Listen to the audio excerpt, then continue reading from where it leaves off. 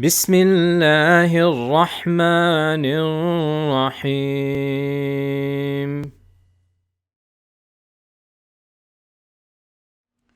Assalamu alaikum wa rahmatullahi wa barakatuh. Welcome to another library chat. We are witnessing a spike in the online refutation culture. And while it is ugly and irritating, it is not new.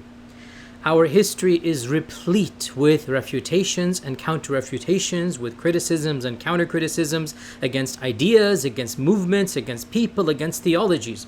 In fact, refuting others isn't something that is unique to religion. It happens in every single social group of people. It is the reality of any trend, of any enterprise, of any business. It is a part and parcel of the way human beings interact.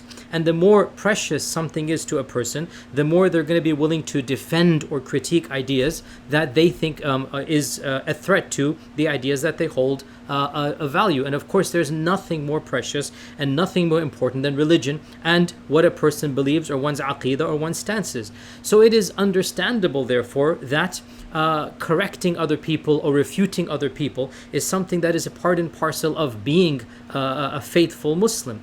And we can very easily extrapolate from the Quran and from the Sunnah the reality of advising, of even correcting, and yes, even of refutation. Allah says in the Quran, وَتَعَاوَنُوا عَلَى الْبِرِّ وَالتَّقْوَى وَلَا تَعَاوَنُوا عَلَى الْإِثْمِ وَالْعُدْوَانِ. We help one another in piety, we don't help one another in evil. Our Prophet ﷺ said, help your brother whether he is a zalim or a madloom. And they said, how can we help him if he's zalim? So the reply was to hold on to his hand and stop his dhulm. And there's no question that holding deviant beliefs or misguiding people is a type of dhulm. In fact, our Prophet ﷺ himself criticized specific people by name, and he criticized, the Quran obviously criticizes other theologies. And therefore, of course, we can also, the Sahaba, of course, that they criticized the Qadariyya and the Kharijites, they criticized their theology. Ibn Abbas debated with them. So it is really a defining characteristic of our intellectual history. Every single group refutes the other, critiques the other, sometimes brings in social pressure of society, of the people, and not uncommonly sometimes brings in the arm of the state. You get the Khalifa or the Sultan or the governor involved in order to fight against what you deem to be heresy. And therefore, there is definitely a role. There's definitely a role that the religion has when it comes to refuting, when it comes to correcting misguidances. My talk today, therefore, should not be interpreted as somehow completely dismissing the entire concept. Please do not understand that at all.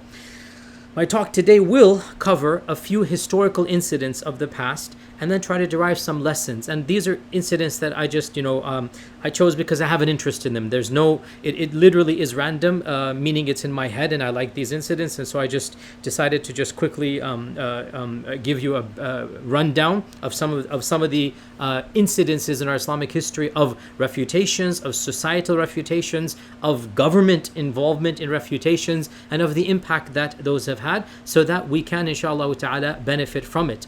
Now, the argument that I'm making, though, is that we simply analyze a little bit more, be a little bit more critical. That's always been my argument, especially in these talks. By the way, before I move on, so a number of people said that some of these talks are advanced and they should not be put online, or it's going to be confusing to people.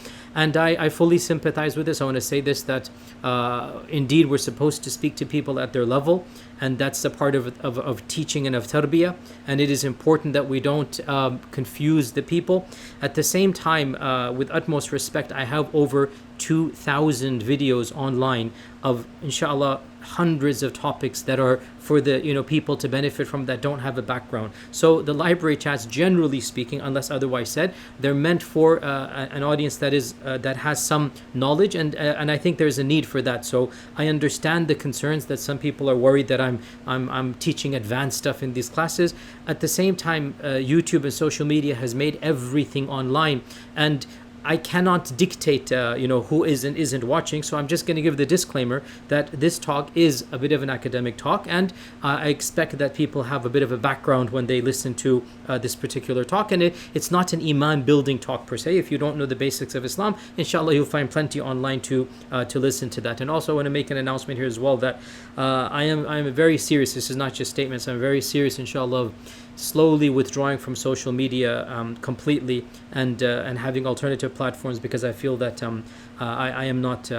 I don't want to be involved too longer on public platforms, and I'm going to be gravitating towards not being involved in public anymore. And I'm just preparing the way for that, inshallah ta'ala, before it happens. Inshallah, this is my goal in a few years at max, inshallah. So to continue where I left off from, theoretically, we agree that we're supposed to refute deviance. We're supposed to criticize wrong ideas. Theory is all fine and dandy. The problem comes when you move from theory to reality, right? The problem comes when you look at the lived example of refutations and of the refutation culture. And the analogy that I'm going to give, which is, of course, it's a flawed analogy. You can find faults in it, but listen to my setup. The analogy I'm going to give is you driving on the highway. Okay, you're going on the highway, and as you're driving on a long road, you come across, it's one lane, you come across an elderly lady driving very slow, right, from your paradigm. And you begin getting angry, and why are you even driving and whatnot, and you get irritated, and you're just cursing out at her. Astaghfirullah, I shouldn't do that, but you just get angry. You get so angry, even take a picture and say, hey, look, this person should not be. So you use social media against that person who's driving very, very slow. Okay, a few minutes goes by, half an hour goes by, and now a teenager comes behind you, zooming right behind you, and then he's honking his horn, and you become angry again. And not only do you get social media involved, you get the law involved, and you call the police, and you're like, hey, there's this kid, teenager, he's speeding and whatnot. Now, the what I'm trying to say here is actually quite simple, is that you are judging everything from your paradigm, and as long as you're satisfied with that, it makes complete sense for you to get angry at the one who's going slow and to get angry at the one who's going fast. But let's say, for the purposes of our paradigm, I'm being hypothetical, let's just say that the old lady was wearing a type of glasses that allowed her to look at the speed signs differently than you. And so from her paradigm, she is going at the right speed, and you're the one speeding, okay? And let's say that the teenager is looking at different signs out there, and from his paradigm, he's actually going at the right speed, and you're the one going slowly. The point that I'm trying to say, and I know it's a flawed analogy, is that really when it comes to refutations, all of us are on a continuum, a spectrum. And every single one of us, we have a window of acceptability. We will tolerate differences within that window. Anyone to one side of that window, on the, let's say, the more conservative side, becomes too fanatical, too extreme. Now, from their perspective, we become too liberal. From our perspective, mashallah, we are ahl al-wasat, we are the middle people, right? Why? Because we have somebody on the other side that we can say, oh, those are the real liberal guys. Those are the guys that have gone beyond too far. But then again, from their perspective, once again, they're going to look at other goalposts. So the problem then comes, where do you define? Who gets to define? Now, you can say, theoretically, oh, but I have the haqq, and I'm upon the methodology of the correct version of Islam.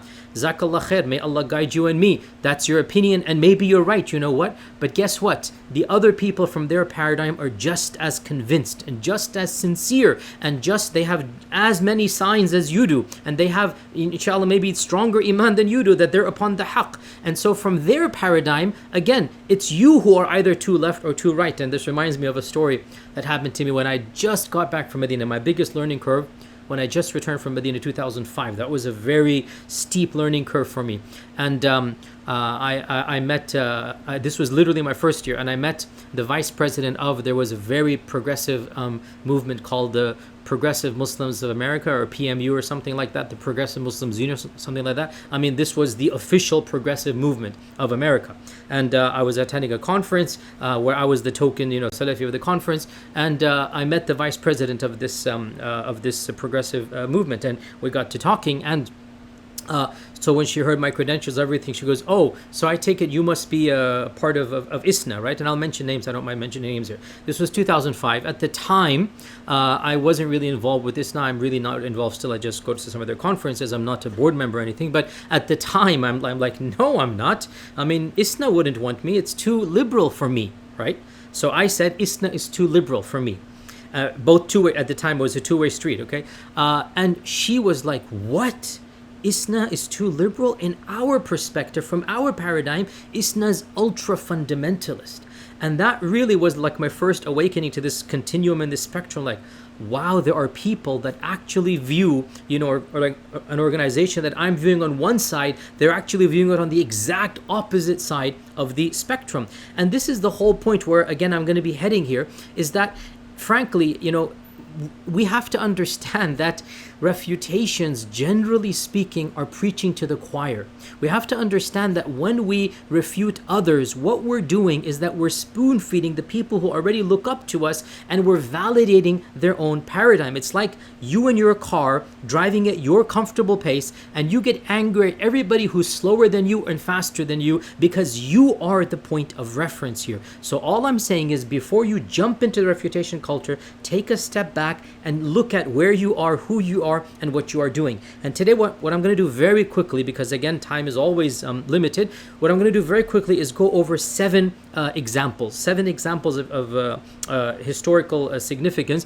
Each one of them is worthy of an entire study, and I'm going to zoom over them. And frankly, as I said, there's nothing necessarily in common in all of them. These are just examples that I'm interested in and came to my mind. I just wanted to introduce them to you. And as the saying goes, those who don't learn from history are doomed to repeat it. So let us learn some lessons from history when it comes to refutations, when it comes to bringing in social media, social pressure, and when it comes to bringing in government pressure as well. And we'll begin with obviously the two most significant examples for most of my audience that is generally coming from a particular understanding of Islam, and that is the Mihna of Imam Ahmad, number one, and number two, the Mihan of Ibn Taymiyyah. Okay, the Mihna of Imam Ahmad. When we say interrogation, when we say Inquisition, the Inquisition, there is number one in Islamic history. The biggest Inquisition that ever took place is that of Imam Ahmad ibn Hanbal. That is definitely worthy of an entire lecture. Maybe another time we'll go into that.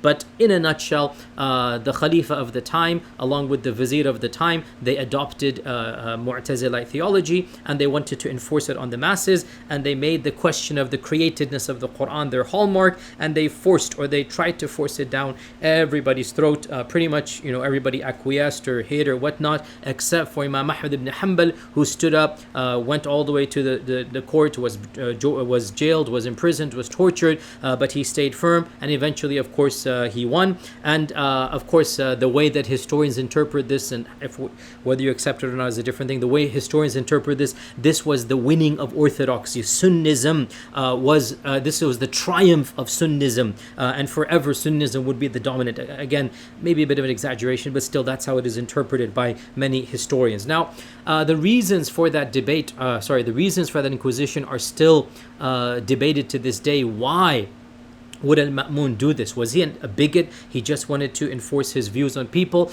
Did he want to extend the power of the caliphate to include what is called papal authority to religious verdicts? Was this a stepping stone to discard the Sharia? These are all theories, and we really don't know. My interpretation is that he really just was a bigot, that he thought this was an important issue, and he wanted to enforce it on the masses. But one of the main things that came out of the Mihna of Imam Ahmad, one of the biggest perks that came out, or the biggest positives that came out, is that it forever enshrined and defined the role of the ulama versus the salatin, the role of the rulers vis-a-vis the scholars. And the scholars were the ones who were supposed to keep the rulers in check. This is definitely one of the biggest positives that was to come out of this Inquisition, that forever it is ingrained in the psyche of Sunni Islam that it is the scholars who define Islam, it is the scholars who keep the rulers in check, and not the other way around. And this is food for thought for all movements that are connected with regimes and that look up to specific kings and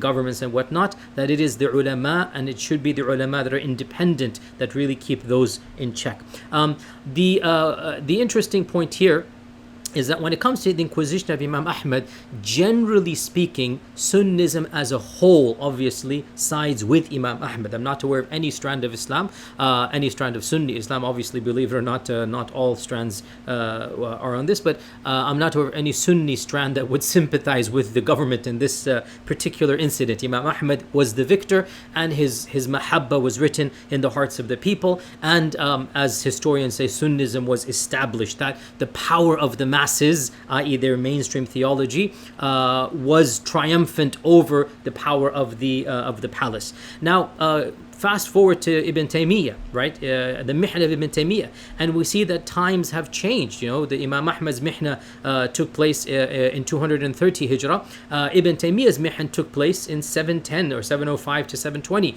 Very different time frame, right? So 400 years, 500 years fast forward to that. And Ibn Taymiyyah had multiple inquisitions, multiple interrogations, not just one. In fact, he was sent to jail probably around 5 times, and most famously, he was interrogated and basically a trial took place in front of a Sultan Baybaras al-Jashangir, the famous Sultan of the Mamluks. And in the court of the Sultan, his enemies, charged him with heresy. And 5 or at least 4 different occasions, maybe 5 different occasions, they took him to court and they sued him. So they got the law involved. Just like with Imam Ahmad, the law was involved. But in this time, or in these situations, the law generally sided with the opponents of Ibn Taymiyyah. Ibn Taymiyyah was sent to jail multiple times for various fatwas, for various opinions that he held. And of course, even for the talaq issue, for example, he was jailed, and eventually he passed away in jail. Now, what's the contrast between Imam Ahmad and Ibn Taymiyyah? Many, but for our purposes, the following. Imam Ahmad's trial, it was clearly, very clearly a one-sided, in the sense history views one side as being the victor. Ibn Taymiyyah is a far more ambiguous case in terms of reality. I myself am sympathetic to Ibn Taymiyyah, but there are plenty of people that are viewing the trial of Ibn Taymiyyah in a very different light.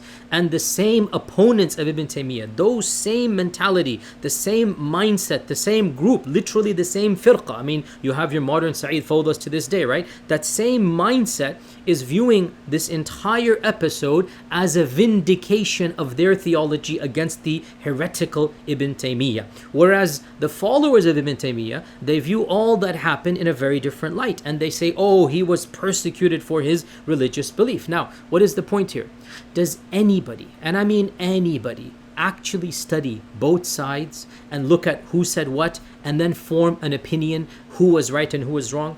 Or do they simply side with the scholars that they look up to in the first place, right? So if you're a Ash'ari Sufi, for example, you're going to look up to Subki and his camp. And if you're a Salafi Hanbali Ibn Taymiyyah or Ibn Abdul Wahhab, you're going to look up to another camp. Those two exact same groups, their intellectual descendants to this day, look at the exact same facts and they interpreted each one in accordance with how they want to. My point is that if you look at it historically speaking, those debates by and large did not establish truth. They did not prove who was right and wrong. To this day, every one of these camps, each of these camps I should say, is viewing what transpired from their own lens. So for those who admire Ibn Taymiyyah, he becomes the martyr, he becomes the hero, he becomes the legend that stood up and whatnot. And for the critics of Ibn Taymiyyah, he becomes a heretic. He becomes somebody who is a persona non grata. He becomes somebody whose theology was so extreme, he was such a rabble-rouser that even the governments and the Salatin had to get involved and throw him into jail. Of what use was all of that counter back and forth, up until our times? Again, that's what we're going to be discussing more towards the end as well. Now, these are two that were political. Okay, I want to move on to now 1 or 2 that were not political, that were social. And perhaps the most important one that comes to mind is that of Imam al-Bukhari, rahimahullah ta'ala. And Imam al-Bukhari's trial, by and large, there's an element of a political, but that was separate. The politics was that the governor didn't like him, not because of theology. By and large, the main issue of Imam al-Bukhari was the societal pressure against him. And the mihan of Imam al-Bukhari is very, very interesting. And it shows us the results of social drama gone haywire. What happens when you foment the masses, what happens when the masses are confused, what happens when an enemy takes a quote that's ambiguous and reads into it and starts spreading all of the slanders and innuendos. We kind of see in Imam al-Bukhari a tragedy that is very, very painful. Now, again, this is all of these topics are worthy of longer, longer discussions. But very briefly, one of the main points of this as well, which I teach in my Aqidah class as well, is the development of theology, right? Imam Ahmad has a view, and in his view, whoever says my love of the Quran is makhluk, he's a Jahmi, he's a kafir, he's a dal, he's a mudil. Whoever says my recitation or my speech or what I say of the Quran is created, then Imam Ahmad had none of it. He would consider this to be misguided heresy. Now, a generation goes by and ideas develop and thoughts are extrapolated and people are thinking from different angles than a generation ago. This is the reality of knowledge, right? You build upon the previous generations. We build upon what our predecessors did. And this applies not just in engineering and science. Yes, it also applies in theology. And we can prove this to you by many examples. One of the simplest one being this right here, that Imam Ahmad said something, Imam Bukhari says something else a generation later, and today we follow Imam al-Bukhari. We kind of are trying to reinterpret, oh, Imam Ahmad didn't mean this or whatnot. But again, this is our back projecting. Imam Ahmad did mean it. That is exactly what Imam Ahmad meant, but Imam al-Bukhari developed to a different understanding, and that is that Imam al-Bukhari said, hey, look guys, we have to differentiate between our actions and between Allah's speech, and we have to understand that our actions are created, and that's why he wrote a book, Khalqu Af'al al-Ibad, right? And so when I recite the Quran, it's kind of sort of combining between a divine element and between my human recitation, my vocal cords, the air that is expelled. So Imam al-Bukhari is being forced to think a little bit more deeper, and he develops the rather a little bit more simplistic creed of Imam Ahmad, and he extrapolates from it, and he goes, no, look guys, my actions are created, so the action is created, but what is recited is uncreated. So the recitation versus what is recited. So Imam Bukhari had to go a little bit deeper than that. Now, this type of statement proved too much for an entire generation raised on a simple slogan that whoever says my recitation of the Quran is created is a kafir. They have an entire generation raised on that simplistic sloganeering.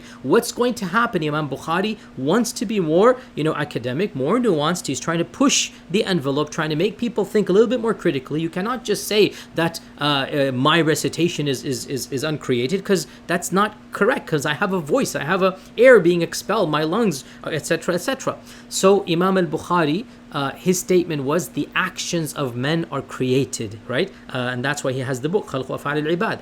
His opponent in the city jumped on this phrase, and it is pretty obvious that there were tensions, and Shaitan put some jealousy, in the hearts of the other people, and he jumped on this phrase and began spreading that Imam Bukhari is a deviant, he's a dal, he's a mudil. How dare he say what Imam Ahmad? And again, this is this trump card of quoting a scholar against a scholar, that and if Imam Bukhari had not achieved the fame of Imam Ahmad yet, he's still alive, right? He's still a person that is there. And so the people of the city are confused. Their local Shaykh and Mufti, whom they look up to for 50 years, 40 years, whom they know personally, Imam Bukhari is walking back in or coming back to his city after an entire generation of being abroad, of traveling, and they don't know what to do, and it affects the popularity, it affects the halaqat of Imam Bukhari, and Imam Bukhari is human, it affects his psyche as well, and it did affect him, and that's why he made dua to Allah subhanahu wa ta'ala to allow him to return back to him, and he left the city because of this social drama, and he passed away as he's leaving the city. The famous incident took place over here, and this shows us again that look, sometimes these social dramas, this creation of a controversy out of nothing, it was absolutely nothing, yet it was something, because what Bukhari said was not what Imam Ahmad said. And to be very, very technical here, that it is likely that if Imam Ahmad were alive, he would have sided with the other person against Imam al-Bukhari, because that's what we see from what Imam Ahmad was. And yet still Imam Bukhari was right in what he was doing, and the other person is taking this generic phrase and just throwing it out. This is kufr, this is dalala and whatnot. And he fomented an entire controversy literally out of something that these days is now, of course, the correct or the mainstream opinion. So we see in this example that you can create a social drama, and that history, it is possible that history will vindicate who was right and who was wrong. The next two examples are actually more tragic, because they show that sometimes when you keep on fomenting hatred, when you keep on preaching and teaching your followers to hate a person, that eventually some of them are simply going to harm, or even in our cases kill, the other person. So we're going to mention 4 and 5. Both of them are tragedies. Both of them ended in the death of great ulama, simply because their opponents kept on harassing and preaching hatred and accusing of heresy and kufr and dalal and whatnot, until finally what is going to happen? It's going to crack. Somebody's going to do something, because they've been taught by their teachers, by their whatnot, that this person is dal and mudil, and all the problems of the ummah are because of him, and if only he were out of the way, then everything we'd find in dandy. Standard. Been there, done that. This notion of, trying to find the person that you connect with, or that you can.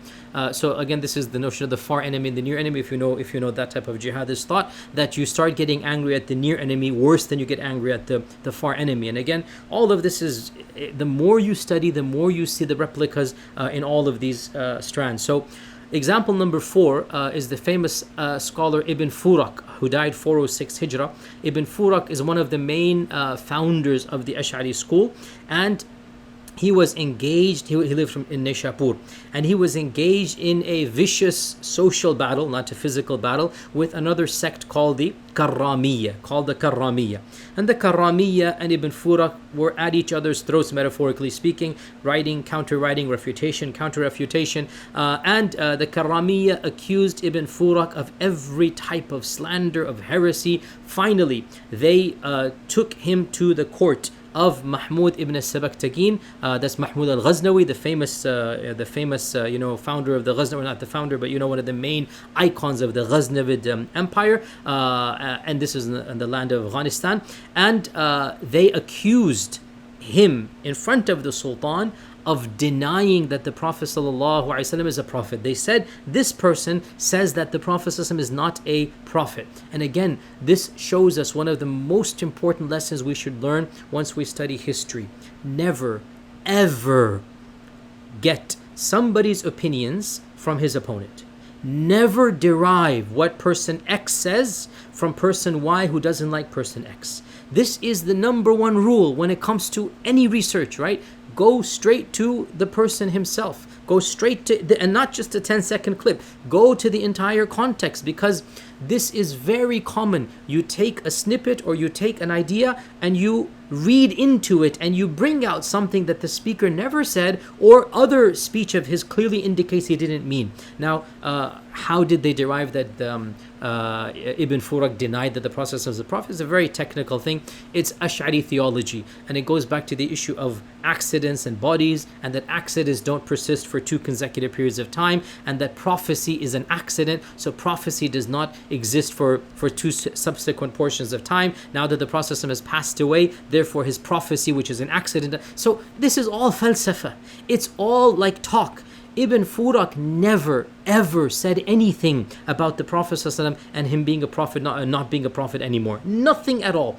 The talk, whether even if I don't agree with the Ash'ari theology, the talk has nothing to do with this subject. But his opponents extrapolated. His opponent said, well, if he says 1 + 1, then he must mean 11. And they literally extrapolated 1 + 1 = 11, and they presented the Sultan and they said, well, he says that the Prophet ﷺ is no longer a prophet. The Sultan lost his temper and sent a letter to Mahmud al-Ghaznawi, sent a letter to Ibn Furak, and he said, come to me immediately. Ibn Furak was brought immediately to the court in the other city, and he stood trial in front of Mahmud ibn Sabakhtagin, because Ibn Sabakhtagin had said, if this is confirmed, I shall slaughter him myself, I shall execute him myself.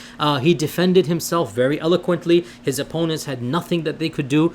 He is an alim, he's a shaykh. I mean, he defended himself that this is complete. I never said anything of the nature. And he explained his theology and whatnot, and Mahmud ibn Sabakhtagin actually rewarded him, gifted him, gave him money, and sent him back on a royal entourage back to his city. Now, what do you think his opponents did?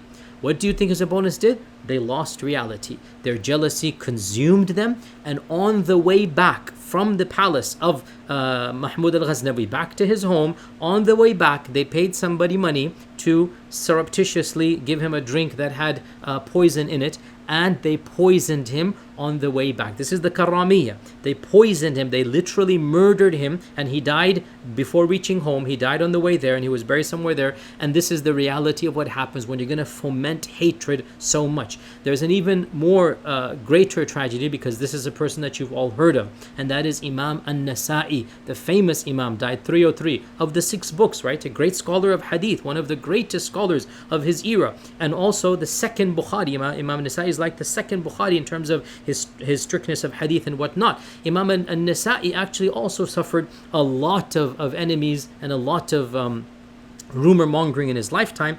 He was accused of being pro-Shi'i. Now, at that time, when you say pro-Shi'i, you don't mean the 12 Shi'ism, you mean a softened version of Zaydism. Because again, before orthodoxy was established, before you had your theology developed, there were spectrums, there were continuums within what we now call Sunnism. Within Sunnism, you had a spectrum of opinions about the position of Ali radiallahu anh, the position of Muawiyah radiallahu anh, who was better. None of them differed about Abu Bakr and Umar radiallahu anhuma. But after that, there was some gray area, and we find people in early Islam that had different opinions. There is this spectrum here that you keep on going before you get to what you call Zaydi Shi'ism, and then you get to 12 Shi'ism, and so on and so forth. So Imam al-Nasa'i was definitely on the more of the left side than what we are with right now. And frankly, had he been alive right now, the very people that read his book would have considered him to be a deviant. There's no question in my mind about that, if you know his beliefs and whatnot. But in that time frame, it's on the one level of the acceptability spectrum. Okay, his views about Ali radiallahu an and about Muawiyah radiallahu an were views that they are what they are. Now everybody knew this, and there was already tension in his own lifetime while he's alive. There's already rumors, and there's enemies that are trying to exaggerate and whatnot. And towards the end of his life, he was 85, 86 years old. He decided to visit Damascus and to teach in Damascus. Now, Damascus is, of course, a bastion. It was a bastion even at that point in time. Of course, this is in the time of the Abbasids, but Damascus was still a bastion of pro-Umayyad thought, okay? Because again, that's where their capital was for 100 and something years, from the time of Imam Muawiyah up until there were 90 something years. And there were very pro-Umayyad tendencies, generally speaking, let's just say not as much pro-Ali radiallahu anhu tendencies. This is in Damascus. So Imam al-Nasa'i came to Damascus, and he began lecturing in the Grand Mosque of Damascus. The famous Umayyad Mosque of Damascus. It's still standing to this day. Imam al-Nasa'i gave his lecture there. Now again, remember, his whole life the tension's been there, people have been murmuring and whatnot. And so somebody stood up and asked a very awkward question in public, and he said, narrate to us the blessings of Muawiyah radiallahu anhu. Okay, now everybody knew this was a setup. Everybody knew that this is like teasing him, this is like jabbing, just poking and prodding him. And he became irritated. He's an elderly man, he's 85, 86 years old. He became irritated, and he let's just say he gave a smart aleck response. You can look this up, what he said, and the context and whatnot. I mean, he was irritated because he knew that this is a joke question. The person asking did not intend a serious, it's meant to mock him, it's meant to make fun of him, and it's meant to put him on the spot after all that has happened. And so, he just gave a quick response and whatnot, and the tensions just erupted in the audience, and one thing led to another, and it's very, very tragic. The sad fact of the matter, right then and there in the Grand Umayyad Mosque, a mob broke out and began hitting, punching, pulled him from the chair, and literally stomped him. They didn't kill him right then and there. They wounded him so severely, he was dragged out by his entourage and whatnot, and he died I think a day or two later. But basically from that, the mobs that attacked him in the Grand Masjid. Why? Because of the fomenting of hatred, because of the rumor mongering, because of all of those decades of preaching that Imam Nasa'i is pro this and anti that, and he's this and that, and all it required was one spark, and that's it. Just everything broke, and the mob literally attacked him and killed him. Again, he didn't die in the mosque, but as a result of what happened in the mosque, he died because of that. And this shows us again the realities of fomenting hatred and of accusations that sometimes they actually have real world repercussions, as it happened in Ibn Furak and as it happened with Imam Annasae. The sixth example is actually an interesting one. One could say that sometimes bringing in the state actually seems to have helped certain causes. And this is the famous incident in Islamic history when one of the greatest scholars of Qira'at, Ibn Mujahid, when he accused two of his adversaries in the year 332 Hijrah, he accused two of his adversaries of heresy, of doing things that are unorthodox, of doing things that are not allowed. And again, that's a very interesting topic and it should be discussed in other lectures. This is not the point here. But Ibn Mujahid is, of course, the first person to codify the famous, 7 qira'at. He's the one who standardizes the qira'at. Before him, there were, many different books, many more books, 35, 40, 45 different types. And the science was at a different stage of development. It was flourishing. It was a vibrant science. After him, it was a different phase, and the science kind of sort of dwindled down, became more codified. So Ibn Mujahid is a Shaykh, he's an alim, he's a qari, he's an author, he's a person writing books. And by the way, Ibn Mujahid was also friends with the vizier. At the time, his name is Ibn Muqla. And the vizier, Ibn Muqla, was actually a calligrapher, a khattat. He's the famous Ibn Muqla. If you just Google Ibn Muqla, you actually have manuscripts. He has very beautiful Nasta'liq handwriting. You can find it to this day. And his Qur'ans are still preserved to this day. He was the vizier, and he was a khattat, and he was friends with Ibn Mujahid. Now, there were other qurra in the city as well, and in Baghdad, and they had views that were against that of Ibn Mujahid. Most famous amongst them is Ibn Miqsam and Ibn Shanabud. Okay, these are two very famous if you look at Qira'at history. And Ibn Mujahid accused these two of heresy, of basically breaking that which is allowed. And he sued them in court. He brought them to court and he accused them of heresy. Now in this case, both of these people were learned scholars in their own right. Nobody denies that they were ulama. I mean, read al-Dhahabi, read any person. They had books about their subjects. They had isnads. They had, defenses of what they were doing. By the way, both of them, they invoked precedents. Both of them, Ibn Miqsam and Ibn Shanabud, both of them said, we're not the first people doing this. We have, people before us. I mean, let's just say that they have a different understanding of the nature and the usul of the qira'at. Let's put it that way. So Ibn Mujahid accused them of heresy. And of course, Ibn Muqla is his friend. Ibn Muqla basically said, if you don't recant, you will be jailed and you will be persecuted. So as for Ibn Miqsam, he recanted and he signed a confession saying, I'm sorry, I apologize, I was wrong, I'm never going to do this again. And he went his way. By the way, Ibn Jawzi and others say he continued believing and doing what he was doing privately. He just didn't go public about this. I mean, here's another question. Do you really think somebody's going to change his mind just because you forced him to? Do you really think that you put the government or you bring social pressure, you're going to change what he believes inside of you? So anyway, Ibn Miqsam basically he gave up and he stopped publicly saying what he said. Privately, he did whatever he did. As for Ibn Shanabud, who was an older and more senior scholar and definitely more learned, and also it seems a very person of taqwas if you read his biography. As for Ibn Shanabud, he refused outright. And he defended himself that what he was doing is valid and he has precedence and he has his isnads, etc., etc. And Ibn Muqla basically ordered that he be tortured and he be whipped. And Ibn Shanabud became so angry, he raised his hands and he made dua against Ibn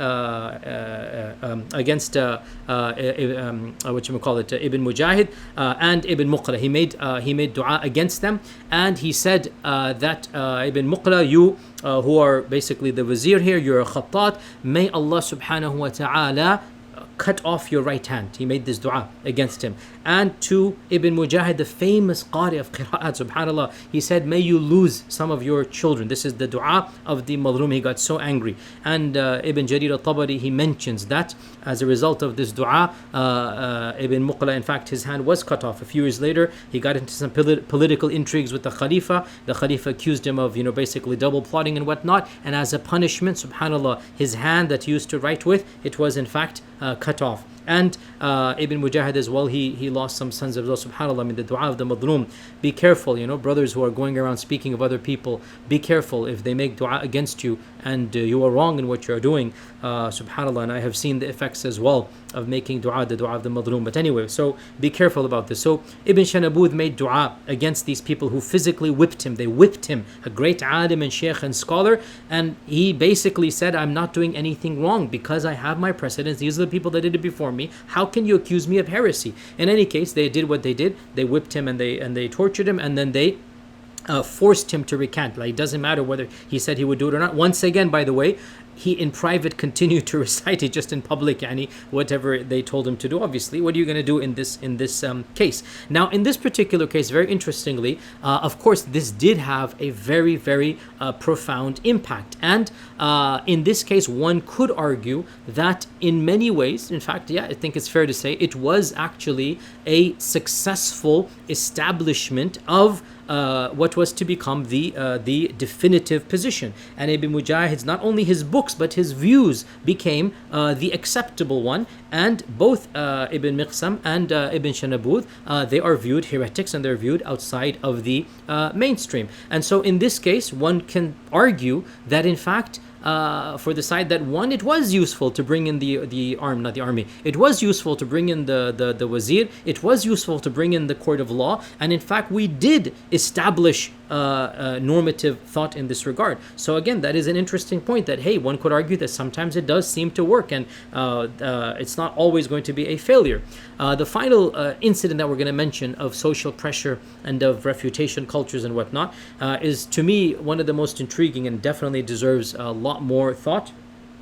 And that is the mihna of the famous Hanbali scholar Ibn Aqil, who died 513 Hijrah, 1120 CE. Ibn Aqil was the greatest Hanbali scholar of the generations before Ibn Taymiyyah. Ibn Aqil was the most erudite, most well-read scholar of the Hanbali tradition before Ibn Taymiyyah.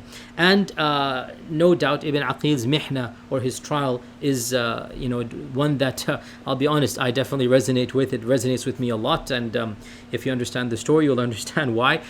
It's just the reality of what it is.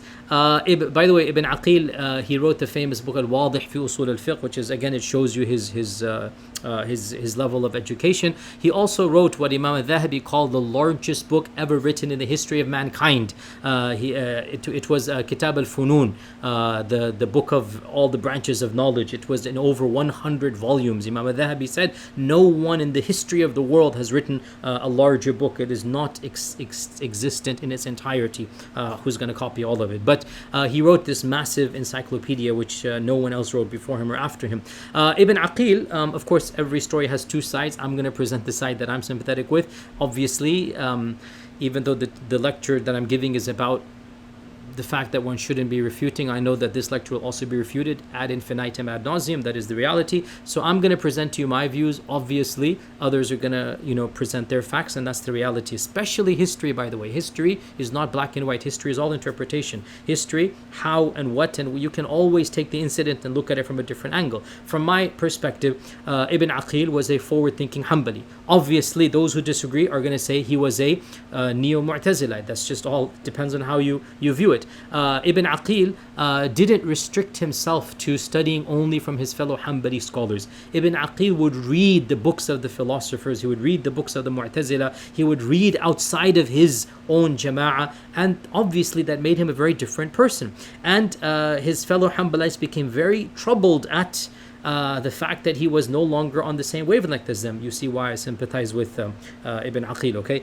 And I think the straw that broke the camel's back, apparently, once he was asked about his views about certain fellow Hanbalites, and he responded in a very harsh manner. He was not praiseworthy of his fellow Hanbalites. He called them basically literalists who can't think beyond the text. They don't examine other opinions. They have a false sense of self-piety. By the way, deja vu about the movement to this day. I mean, this is Ibn Aqil describing his fellow Hanbalites in the 5th century.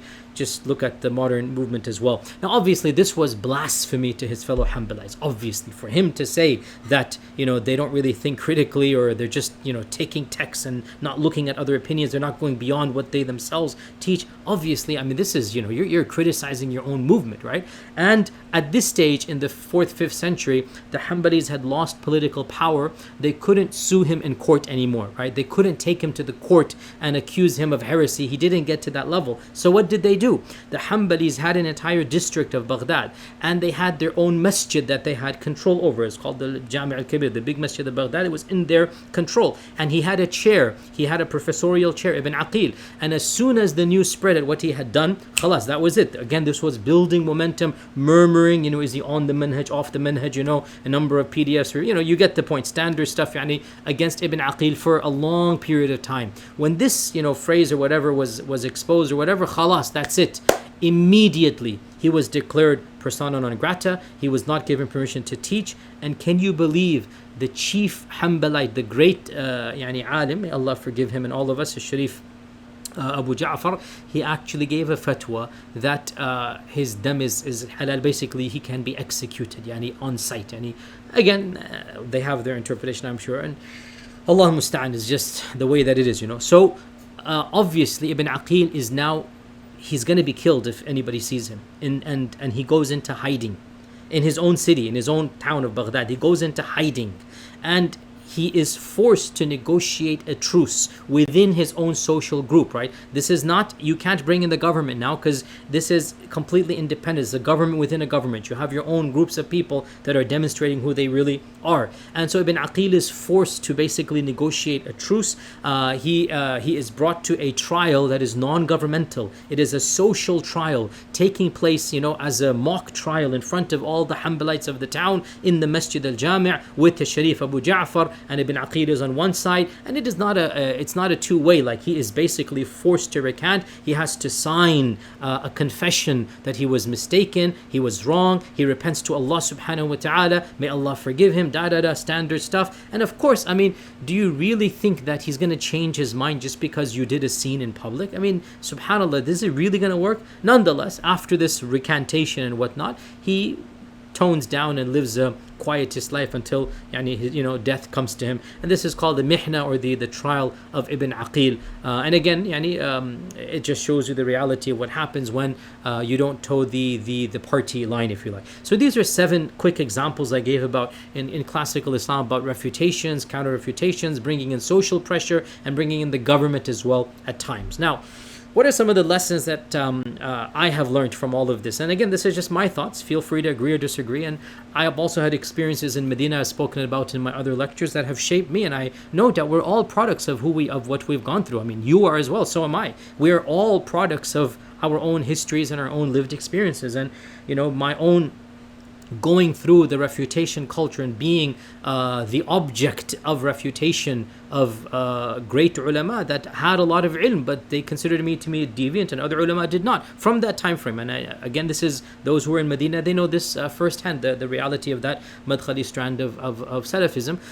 Going through all of that and then studying all of this, it has given me a very different understanding of the realities of refutation and counter-refutation. And I want to just leave you with, how many points do I have here? 4 or 5? 5 points. Okay, I want to leave you with 5 points.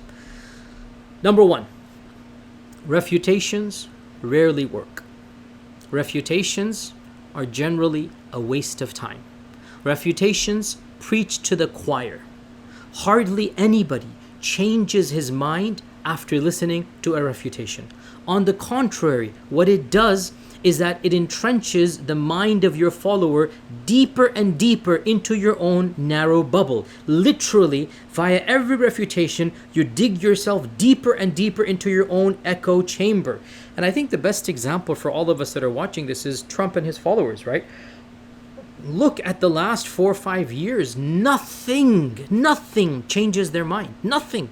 Everything that you want to say is simply quote unquote refuted by his group, and the refutation lacks complete substance. It doesn't matter if the guy opens his mouth with anything. Oh, he refuted that. Oh, he defended himself. In reality, and if you can understand this, by the way, please understand the same is happening with your group and my group as well. You are not listening to the academic merits of the arguments anymore. It has become a personality cult. You have already decided who is right and wrong. Your heart is already predisposed towards one of the two groups. And so when you hear your guy diss the other guy, your team has won, even if nothing of intelligence comes from his mouth. It's simply because your guy has spoken. Khalas, end of story. He refuted the other person, even though there was no actual refutation. So refutations don't really work. You are feeding your own followers. Birds of a feather flock together, and people are going to flock to the people whom they look up to the scholars or the du'at or the ignoramuses. It doesn't matter. Human beings, they're going to be like the sheep who follow the shepherd they want to follow. And whatever the shepherd says, whatever, even if he doesn't say anything of substance, and we see this with Trump and his followers, right? It doesn't matter what you say. You have already made up your minds, and the same goes for sectarianism by and large. The same goes for the personality cults. And I say this as well to those who look up to me, and I know this is the reality. I'm not asking you to do that, but you've already made up your minds in this regard, who's right and who's wrong, and therefore refutations hardly ever work. Of course, you're always going to find the odd exception that proves the rule, but that's the exception. The general rule, refutations just don't work. The second point, refutations do not decide who will be the winner in the long run. Refutations do not decide who will be the winner in the long run. In fact, it is common for those who are refuted and they are sincere and they're people of knowledge. It is common that they might even lose, quote unquote, in this world, but they shall be the winners in the long run. Ibn Taymiyyah is an example of this. Ibn Aqil, I would say, is an example of this. Imam al-Bukhari is an example of this. Ibn Furak is an example of this. That in their lifetimes, they did suffer at the hands of their refuters, their accusers. You know, Ibn Taymiyyah died in jail. Ibn Furak and Imam Annasae were poisoned, right?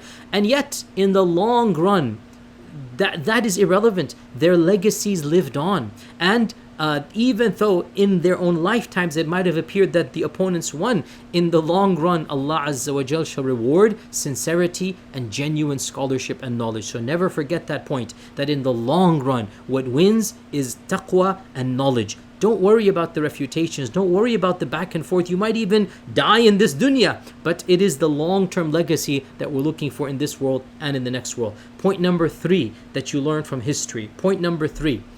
No one becomes a person of nobility via refutations. No one spends a lifetime in refutation and then lives on legacy-wise in the ummah. In fact, we don't even know the names of the detractors of most of the people. We don't even, literally they're assigned to the dustbins of history. If your only accomplishment in life is to diss and find faults at others, history teaches us that history shall forget about you. And this is even true if you are a scholar of merit. You have the potential to lose your entire legacy and to erase your entire heritage if you go down the path of overzealous refutation. And the best example for this is the opponent of Imam al-Bukhari, who was a respected alim, who had contributions and had written books, and now nobody studies his legacy except as the guy who went against Bukhari, even though he might have been sincere, and we ask Allah for his forgiveness. Because look, that's one thing, whether you are sincere or not, that's between you and Allah. But if you spend your life just talking about other people, even your good has the potential to be cancelled. What if you never had good in the first place and all that you're doing is talking about other people? And of course, even if some of the refutation might be a little bit valid, if you have produced something of substance, still your legacy shall live on. Imam Annasae is an example of this. Perhaps, just perhaps, some of what his opponent said might have had an element of truth that maybe, that's not what is mainstream orthodoxy, for our times now. Maybe there was an element of truth in this. But still, who are his opponents? What are their names? What have they done? And what has Imam Annasae done? In the end, Imam Annasae produced something of substance and quality, and that is what remains, and the critics go into the dustbins of history. So, point number 3, no one leaves a legacy simply by refuting. Never happens, never will. Point number 4. This is not necessarily a historical point, but it is a psychological one, that I ask all of you to understand the psychological and the sociological functions of refutations.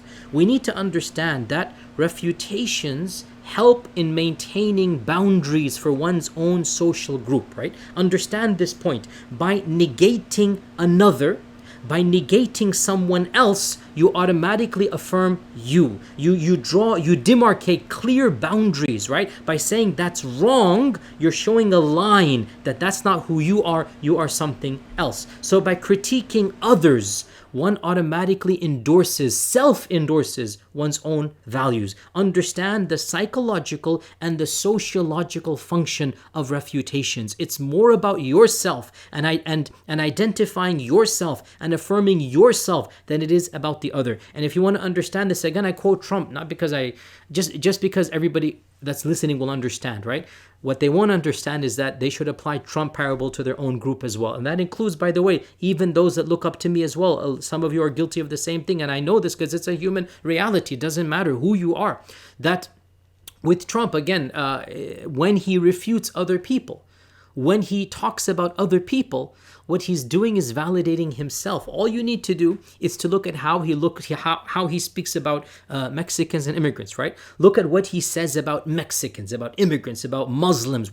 By talking about others, he is validating himself and his followers. And that is why, generally speaking, the more quality stuff that you have to give, the less you have to refute others. Because when you're offering something, you don't need to prove your point by negating what others are offering. I mean, let me give you a radical example. I mean, you all know that there's fake stuff being sold, like let's say imitation iPhones from China or whatever, like not the real deal, like, fake stuff being sold, not in America, I mean in other places, right? I've seen this myself when you go to Malaysia or you go to certain places, the entire district is full of goods that are ripoffs, right? That you look at it outwardly, you might think it's an iPhone, but in reality, it's stuff that's obviously, not the real deal. It's made in whatever, China or whatever. Imitation goods. Let me ask you, and this is a huge market, as you're all aware, in third world countries. Let me ask you, do you think that Apple should spend millions or billions of dollars refuting these imitation goods? Do you think they should teach their followers that there's no competition between what they produce versus what these imitation goods are? I mean, if they actually did that, to be honest, it would cheapen their own brand. The very fact that they would have to defend themselves against that cheap imitation is an insult to the quality of their own product. I'm giving you a bit of a harsh example, but to give the point across that, generally speaking, when you have something of quality to give, right, then somebody comes along and they have that cheap imitation stuff. It's an insult for you to have to even go down to that level. And that's why Imam Shafi'i, for example, famously remarked, I mean, that anytime I argued with an idiot, he won over me because I couldn't compete with him in his idiocy. You just be quiet. And another poem of Imam Shafi'i said, when the fool says something, don't answer him, because the best way to answer a fool is to be quiet. Because if you say something, you unleash and unlock him. And if you stay quiet, then you make him die out of rage. And one of the scholars of the past, I believe it's Imam Malik, I'm not sure, one of the scholars of the past was asked, why don't you refute, so and so and whatnot? And he said, the best refutation against them is to be silent. Because for that mentality, it really is like oxygen. They want to have that attention. They're craving that attention. And if you have quality products to give, you don't need to prove yourself by talking about, the cheap imitation stuff. You have something to offer, and let others do what they are doing. And so the final point, therefore, the fifth point is what exactly to do. And I think by now you know exactly what I'll be saying here. My advice to myself, which is what I inshallah ta'ala follow to the best of my ability, even if I slip once in a while, my advice to myself and to all of you is to not concentrate on refutations that much, but rather to concentrate on output, on positive output, on doing something of substance. Be productive, not reactive. Build, show, prove, demonstrate. Don't destroy. Don't refute and critique all the time. Indeed, I understand. Refutations are sometimes needed. And that's why I'm saying let nobody derive from this lecture that all refutations are waste of time. However, what I'm saying is let not refutations take up the most of your time. Let it not be what you are associated with, what people know you for. That's not, if you do that, learn from history, you're going to do nothing with your life. Your entire life will be wasted. Also, if you need to refute, then refute ideas, not names. Refute concepts, not people, because the goal is not the person, the goal is the idea. If there really is an idea that is dangerous, that needs to be refuted, understand that as you refute, you are not really talking to the other group as much as you're talking to your own group, right? The primary reason to refute is to make sure your group stays with you. There's nothing wrong with that. It needs to be done as well. But do it with wisdom and do it trying to not make it personal. Make sure that you do not become consumed in the refutation, because if you do, you will lose all objectivity and you will become a laughing stock in front of all of mankind. When you lose objectivity and you just lose the plot, as we see the reality of what is going on, without mentioning names, it's self-evident that some people have literally lost track of reality. They have dug themselves so deep in that culture of hatred and of refutation that they have literally become disconnected from reality. You cannot get to them anymore. Why would you want to associate with that type of mindset? And again, to be honest, that is one of the reasons why I don't really I find it insulting to even have to defend myself against some of these types of characters and accusations. And I may Allah protect from arrogance. I literally want to say, if you feel that certain of these individuals have something of substance to offer, then tafaddal, go with them. I don't think I can offer you anything. If you really think that there's a competition between certain of these critics of myself and others, certain of them that are completely untrained and without any knowledge and wisdom and whatnot, and you think that they're doing something constructive and productive, I genuinely believe then that our wavelengths are just, I'm saying this nicely, I'm not being harsh, our wavelengths are totally different. The way you look at the world and your background and your level of knowledge and whatnot is totally different than and I'm not saying that in negative, I'm just being realistic here. That's one of the reasons why I really don't see the need to even get involved in this back and forth. Like, it is self-evident to me. It is self-evident the reality of what some groups and people are offering versus the reality of what others are offering. In the end of the day, what I advise myself and all of us to do is really always ask Allah for hidayah, ask Allah for humility, ask Allah for a pure heart, make plenty of dua for yourself. And I conclude really by saying that the most successful person who refutes and critiques will be the one who critiques himself more than he critiques other people. Concentrate on your own faults more than the faults of others. Be worried about your own mistakes far more than you're worried about the mistakes of other people. And if you do so, then insha'Allah ta'ala, you will live a successful life. I ask Allah subhanahu wa ta'ala for hidayah and for humility and for a pure heart. I ask Allah subhanahu wa ta'ala to guide me and you and to guide others through what we do. I ask Allah subhanahu wa ta'ala for the khair of this world and the khair of the next. And inshallah, I'll continue on another topic next time. Assalamu alaikum wa rahmatullahi wa barakatuh. يا من أجبت دعاء نوح فانتصر وحملته في فلكك المشحون يا من أحال النار حول خليله روحا وريحانا بقولك كن